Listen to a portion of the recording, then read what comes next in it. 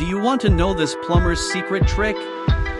Fix leaky metal water lock with PVC and super glue.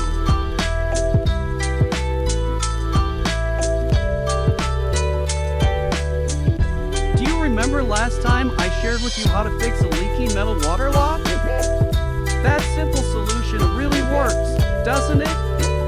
Hundreds of thousands of viewers have watched and applied that method successfully.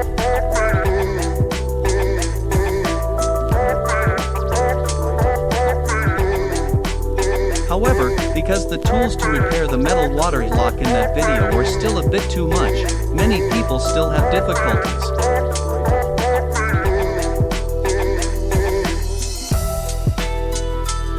This plumbing technique inspired by tips unknown.